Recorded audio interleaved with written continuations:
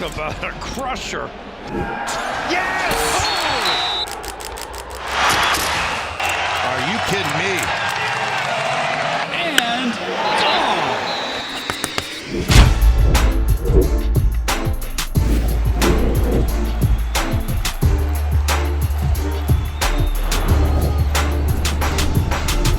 Welcome back to the Schoolyard Sports Podcast. I'm the host of this podcast, Lane Frank. We're now on episode 215. Yes, we're 215 episodes through, and I got an action-packed episode planned for you.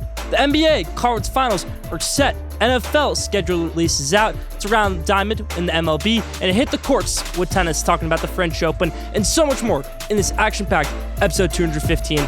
Let's hop into it. Let's start out episode 215, how we always do, with our headlines in the NBA. First thing in the NBA I want to talk about is how the Minnesota Timberwolves are into the conference finals, where they'll take off against the Oklahoma City Thunder. Great series for the Thunder, winning in 7 games of Denver Nuggets. Great series that was right there.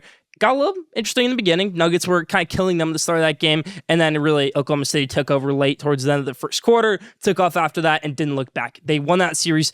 It was a great series. Went to 7 games. Hard-fought battle, won by OKC, and Shai Gilgeous-Alexander into his first conference finals. Anthony Edwards making it back there for its 2nd straight season with the help of Julius Randle. Now, Julius Randle last season was a New York Knick and got traded for Karl Anthony Towns. I put out in the Twitter poll this week on how that was just such a win-win trade. Karl Anthony Towns heading over to New York, Julius Randle heading over to Minnesota.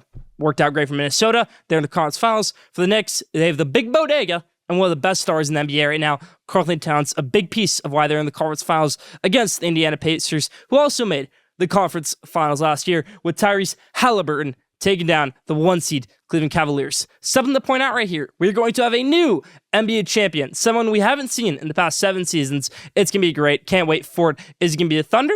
Is it going to be the Timberwolves? Thunder never won a championship. Timberwolves can't tell you when they've won a championship. Knicks, not in my lifetime. Indiana, certainly not either. So it's going to be a great conference finals. Who will win the NBA championship? Leave your answer in the comments. Switch things over to MLB, where Juan Soto of my New York Mets is in a world of trouble. At least the media thinks so. Now, I consider myself part of the media, but I don't consider myself a part of the white noise trash media we've got right here with Juan Soto. They're saying that Juan Soto is disinterested in being with the Mets, that he's having a terrible time, that he's not having fun with it. Mind you, Francisco Lindor, in his first season of a 12-year contract with the New York Mets, was batting like 150 at this point in May. Now, Juan Soto is batting 250 with an expected average of 380. He's on fire, you could say. Juan Soto had a one-rough series, but expected-wise, he's been doing fine. Just fine, everybody. And there's no cause of concern for me right here. He's unhappy? I don't care. He's with us for another 15 years. There's nothing you can do about it. And yes, he will have a great time in New York. So for people to say that he's unhappy, he wants to leave, well, he's not going anywhere. He's got another 15 years in this contract, whether he likes it or he doesn't. But I think he does, everybody. Now, Baltimore Orioles, they are sitting at 15-31, and I think it's time to hit the panic button, everybody. You don't see teams come back from a 16-game differential and make the playoffs, make a World Series. But that's what this roster is, a World Series playoff roster. Now, I don't know what they're going to do. Are they going to blow it up? Are they going to try to trade a few guys? Or are they going to go all in and go for big guys? That'd be a bad idea. It's going to be interesting to see how they do it. But the Orioles, 15-31, a franchise that was once seemed to be a dynasty in the MLB, now 15-31. Colorado Rockies are somehow in a worse situation than the Baltimore Orioles. They are 8-39, everybody. I saw a thing on Twitter today saying, hey, imagine like you lived in Denver and you said, hey, I'm starting to be a baseball fan this season. How are what's that team? The Colorado Rockies doing? Oh, they're 8-39. Yeah, they're the worst team in MLB history. How does that sound? Yeah, Colorado Rockies are an embarrassment to baseball. It's their owner's fault. It's a lot of things' fault. But Colorado Rockies, 8-39. We'll finish our headlines in the NFL, where flag football just got approved in the Olympics, and NFL players will be allowed to play in it. I'm going to break down what I think that roster is going to look like later in the episode, but flag football in the Olympics, NFL players will be playing in it.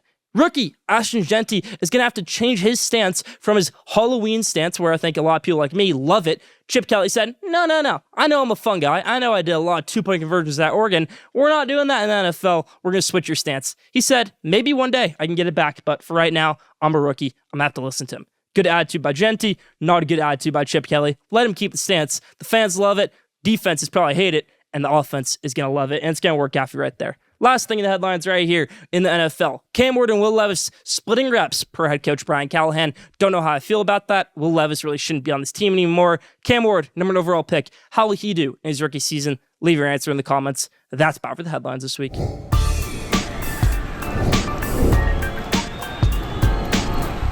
Now, take of the week. I know a lot of people like parody in sports. It's good to have parody in sports, but it's not great to only have parody in sports. It's good when you create storylines, when there's storylines of a dynasty, like Kansas City Chiefs win the Super Bowl again. Los Angeles Dodgers are rolling. They won our championship. But when you get headlines like NBA is going to have 7 different champions in a row, because that's what they're going to have this season. NBA is going to have a new champion this year that they haven't had this century. A little bit interesting right there. It's a nightmare situation for the NBA because not having these dynasties doesn't create the storylines. What creates the storylines is when you have LeBron versus Curry, when you have LA versus Boston, when you have, let's go with maybe Kansas City versus LA. I know that hasn't been a Super Bowl matchup yet, but a matchup like that. When you have LA versus New York, Dodgers, Yankees, World Series. What we like in sports is when we have dynasty against dynasty, or a team making a three-peat, like the Kansas City Chiefs, like the Miami Heat, like any team there is out there. Chicago Bulls, twice they did it, a three-peat. We like those headlines. And I think it's harder for the NBA to build a superstar without having multiple championships under the belt. Because, yes, Giannis Antetokounmpo won a championship. That's great for him. What have we talked about for Giannis the past 5 years since he's won that championship? When's the next one, Giannis? Well, what's up next? Is he going to get traded? For Nikola Jokic? Oh, it's great. Nikola Jokic won a championship. What's next, Nikola? When are you winning your next one? Is it time for you to get up out of Denver and leave? Does he need better teammates? Stephen Curry, Golden State. They just won a championship in 2022, and it's not that conversation because he's won championships before. It's more of Steph completes his dynasty with a championship in 2022. Jason Tatum, Boston Celtics. Jason Tatum brings back the Boston Celtics to glory again. But when these low-market teams win championships with their superstars, it's great, but they can't keep it going, which is a nightmare for the NBA, in my opinion, that they're going to have 7 different champions in 7 years, which is a nightmare. You don't see that in the NFL. Kansas City Chiefs almost three-peated. Eagles won in 2018. They won in 2025. You don't see it in MLB. Dodgers won in 2024. They won in 2020. There's not parity as much in those sports. You still get it. Now, maybe NHL is a little bit different. They might have low market against low market every year. But when you think of NBA, you think of Boston versus LA. You think of Chicago. You think of the dynasties in the NBA. You don't think of an Indiana, Oklahoma City finals. I don't care who's on the teams. You don't think of those finals. That's my take of the week. The NBA's biggest nightmare is parity.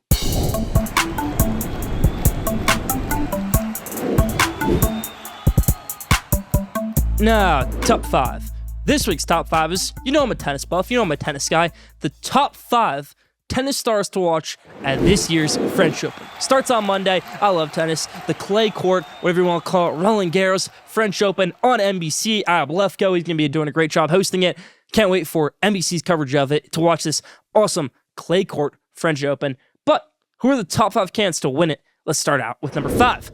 Tommy Paul, American, at number 5. Now, a little bit interesting to see an American here because a red clay is definitely not a specialty for Americans because in America, we have hard courts. We may have a few green clay courts in there, but you'll never see a red clay court in there, and you'll also never see a Wimbledon grass court in there. Yet some Americans can still be good on grass, like an Andy Roddick or like a Tommy Paul. But Tommy Paul is the exception on clay. He's been great on clay his whole entire career, and I think he's a real shot to do some damage here at the French Open. So if you're betting on an American to win it, bet on Tommy Paul. 5, Tommy Paul. 4, I'm going to go with the guy who consistently does well in this tournament, Alexander Zverev. Made the final last year, semifinal 3 times before that. He's an awesome player, Alexander Zverev. 4, made the final of the Australian Open as well. Number 3, Novak Jokic. When can you ever bet against Novak? One of the greatest athletes of all time. He's a Tiger Woods type of guy. He's a Stephen Curry. He's a LeBron James. He's a Michael Jordan. He's a superstar. He's a Wayne Gretzky. That's what Novak Djokovic is to tennis. So you can never bet against him. Made the semifinals of the Australian Open. Dealt with injury there against Alexander Zverev. But he has a chance to do some damage always in the French. 3, Novak Djokovic. Could have won it last year if he didn't have to pull out for injury in that quarterfinal. 2, Jannik Sinner. Sinner, best player in the world right now, you could say. After he won the Australian Open and won the US Open and the Australian Open the year before that, maybe suspension because of steroids, that's what you can say about Giannis Sinner. Played this week after coming back from his steroid suspension, whatever that was, and played in the Italian Open against Carlos Alcaraz, ended up losing in the final. From what I heard was, Alcaraz, Sinner, they go back and forth in that first set. Sinner says, all right, I'll lose that first set. Alcaraz is playing too good today. Why give him my best shot? Why go so hard against him? I can't beat him today. Why give him my best shot? Let's have this match in the French Open. Let's have that 5-set thriller in the French Open. But I don't think he wins it. So number 2 is Giannis Sinner. And number 1, who I think wins the French Open, is Carlos Alcaraz for the second straight year. The best player in the world right now is Carlos Alcaraz, and I think he's going to play like it in the French Open. That's about for top 5 this week.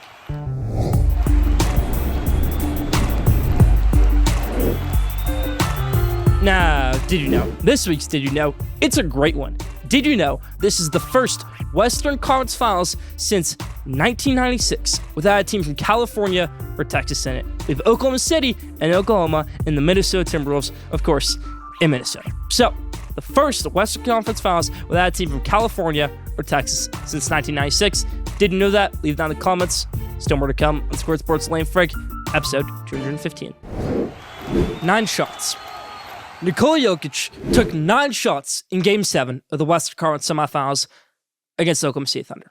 This is the world superstar who won a championship, who's supposed to be an MVP, the most valuable player in the NBA, go up against who also is supposed to be an MVP in Shai Gilgeous-Alexander. These are the 2 best players in the world going at it in a Game 7. And you only take 9 shots. Shai Gilgeous-Alexander does not necessarily have world beaters for teammates. Actually, none of them are all-stars. They're all solid, but none of them are all-stars. So I don't want to hear the excuse that Nikola Jokic has such bad teammates. Aaron Gordon, yes, was hurt. Michael Porter Jr. wasn't playing well, and neither was Jamal Murray, and he doesn't have a head coach. But you only take 9 shots in a Game 7? Don't give me I hit 11 free throws. He was getting fouled all game. Don't give me that, because I watched that game. And Nikola Jokic had 9 shots. This is your team, Nikola. You want to talk about championships? Well, I don't think Nikola Jokic is a champion. Yes, he won a championship, but I don't see in his future of being an NBA champion because I frankly don't see in his past outside of 2023. Let's look at it. When I think Nikola Jokic became a superstar was 2020 in that bubble. He played the Los Angeles Lakers. He lost. Okay, it's a very successful season. You brought your team to the conference finals. You brought them back from down 3-1 against the Los Angeles Clippers, down 18 also in that game. 2021, you're the 2 seed in the Western Conference, and you lose in 4 games to the Phoenix Suns. Bad. 2022, you lose in 5 games to the Golden State Warriors, the champions. Now, all 3 of these teams made the NBA Finals, which, yes, is impressive. Nikola Jokic, your time wasn't there yet. 2023, he won the championship. That's awesome.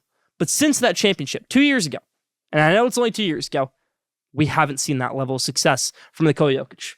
Last year, losing in 5 to the Minnesota Timberwolves in the semifinals of the Western Conference. This year, losing in 7 to the Oklahoma City Thunder. Is he getting overtaken by other superstars in the West, Nikola Jokic? Saw it with Anthony Edwards. Saw it with Shai Gilgeous-Alexander. Saw it with some other guys in the past, like Devin Booker, LeBron James, Stephen Curry. If Nikola Jokic truly is the best player in the world, then why can't he deliver in these series? Why not? LeBron did it for years in the East with a terrible supporting cast. And Nikola Jokic sure has a better supporting cast than LeBron ever did in Cleveland, in my opinion. So for Nikola Jokic to lose every year in the playoffs, what seems like now in the second round since winning that championship, it's only 2 years, but it's a rough trend for Nikola Jokic. You want to be that superstar? You want to be that best player in the world? Don't take 9 shots in an elimination game. That's about for my Nikola Jokic spotlight this week. Now, what lane would I take Olympics edition? I told you in the headlines, I'd give you my full Olympic flag football NFL roster. So here it is, everybody, in 2028 Olympics in LA. Quarterback, no debate in my opinion. I think you gotta go with the shiftiest man of all time, Lamar Jackson at quarterback. Now at running back, I'm gonna give you 2 names. One of them's gonna be expected, one of them's not gonna be. Saquon Barkley, who's going to be the Madden cover athlete this year, is still going to be hurdling guys in the year 2028. He's on this list. I don't have Christian McCaffrey here because I don't know if he'll still be playing in 2028, but I do know that Devon Achane, who I think is a dog, one of the best and fastest players in the NFL, if not the fastest player in the NFL, is going to be great in flag football. He's going to be RB2 for this Team USA. Wide receiver, let's go with Justin Jefferson, the guy leading the charge for NFL players to be in this. Wide receiver 2, one of his teammate in college, Jamar Chase.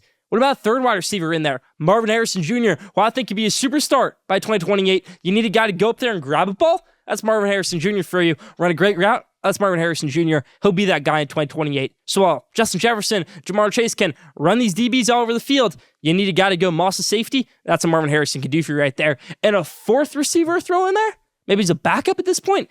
Jeremiah Smith. In 2028, Jeremiah Smith is going to be a premier talent in the NFL, and he'll be on this Olympics roster. That is frightening. You have 2 Ohio State receivers and 2 LSU receivers on this roster, settling the wide receiver you would debate with a tie. Now, tight end, I'm going to go with Brock Bowers at Georgia. You want to run a jet sweep with your tight end? Brock Bowers is that guy. You need him to block a linebacker and flag football for you? He'll do that. You need him to be in the backfield, line up for a pass to distract from all these wide receivers? Brock Bowers can do that right there as your tight end. Now, you probably only have 2 defensive linemen in flag football, so let's go with TJ Watt and Myles Garrett, 2 imposing forces on that defensive line, and speedy edge rushers. Now, 2 linebackers are in flag football. Why not Fred Warner and Roquan Smith? NFL linebackers is not necessarily a huge position right now because you don't have that one ultra superstar guy. Now, Fred Warner just got paid this week as the highest paid linebacker in the NFL, but I don't know if he's the best, but he's still a top guy out there right now. Fred Warner and Roquan Smith, definitely not the best NFL talent ever, but still 2 top-tier guys in the NFL right now that'll fill in nicely in the 2028 Team USA Olympic squad. Now, let's go with 3 cornerbacks and 2 safeties to round this out. First cornerback, Sauce Gardner. It's in the name. Sauce? Yeah, that's ready for flag football, and he's a dog. Cornerback 2, Derek Stingley Jr., who I think is one of the best cornerbacks in the NFL. And cornerback 3, Pat Surtain II, the Defensive Player of the Year from Alabama. He's cornerback 3. Now, 2 safeties in there for you. First safety I'm going to go with, and it's a little bit wacky because this guy doesn't play safety. He actually doesn't even play defense in the NFL. What about Pat Mahomes at safety? A guy who can read the field perfectly as a quarterback. Why not let him read the field as a defense player? It's only flag football. Nothing bad can happen out of it because you have Lamar at quarterback. But it's not bad to have Patrick Mahomes in this roster still. And Pat Mahomes at safety, I think he could do a great job, everybody. I think Pat Mahomes could be an NFL player at safety. And your second safety, a guy who's talking about playing in flag football, I think he might actually do it for another country, Korea. But Kyle Hamilton, put him in there right now for Team USA. That's spot for my flag football Olympics roster, everybody.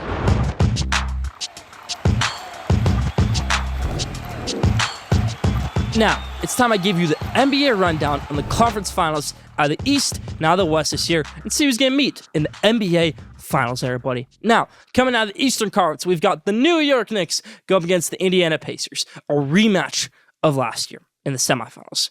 Now, as a Knicks fan, I've been telling you, and I've been waiting for this matchup. It seems like a rivalry, even though it isn't.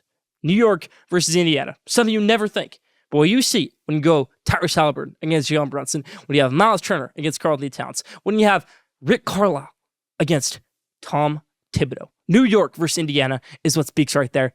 After Indiana came back down 3-2 last year to beat the New York Knicks, after Jalen Brunson broke his wrist in Game 7, after Tyrese Halliburton paraded his way through New York on the way to the conference finals last year, went over to Jalen Brunson. They obviously did that little skit at WWE. This rivalry, the point guards of the teams, has been building, and this rematch has been building. Kind of reminds me of, make a college basketball analogy right here, Duke Houston. Not rivals at all, but playing each other for the second straight year in the playoffs at a huge stage, a bigger stage than the year before. 2024, they played in the Sweet 16. 2025, they played in the Final Four. 2024, Knicks Pacers semifinals. 2025, conference finals. It's a big deal, everybody. But I think New York Knicks get it done in 5 games because I don't think New York's going to let that happen again. I think they're going to break it down home, win both at home, steal one on the road, and send Tyrese Halliburton and the Indiana Pacers home sad. Remind them that this is a New York league. This is a big market league, and no Indiana team is going to come in here and change that. That's why the New York Knicks advance to the NBA Finals. The NBA's biggest brand, I said it, advances to the NBA Finals for the first time in my lifetime. Now, coming out of the West, the Oklahoma City Thunder have a chance to avenge their 2011 days against the Miami Heat and make the NBA Finals with a chance to win it. Or the Minnesota Timberwolves and Anthony Edwards going to have a change of plans. Anthony Edwards has made a career out of being the spoiler, whether it's in high school, whether it's in college basketball, or whether it's now in the NBA, where he's beaten Stephen Curry, he's beaten LeBron, he's beaten Kevin Durant, and he's beaten Nikola Jokic. Can he get past another MVP and Shai Gilgeous-Alexander? I don't think so. I think Oklahoma City, even though I threw a little bit shade at them earlier by saying there's no other all-star on this team, I still think that they have a great supporting cast with Chet Holmgren, who will be an all-star, Jalen Williams, who will be an all-star, Alex Caruso, one of the best bench guys in the NBA, a lot of guys, and Mark Daigleault, the former G League coach, pieces it together and gets them to the NBA Finals. So sorry, Ant, for not letting you spoil another party right here, but Shai Gilgeous-Alexander invites himself to the, hey, I'm going to be a champion party, and it advances to the NBA Finals against Jalen Brunson. New York versus Oklahoma City. That's my prediction. Leave yours in the comments.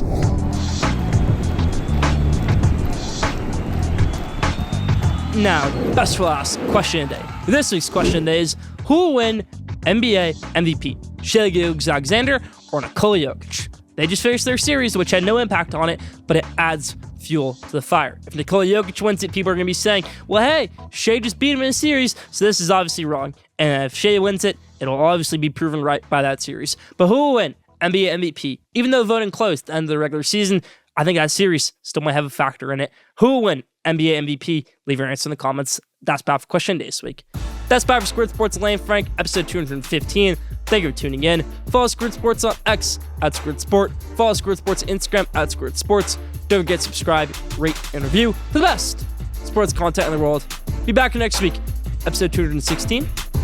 Stay tuned.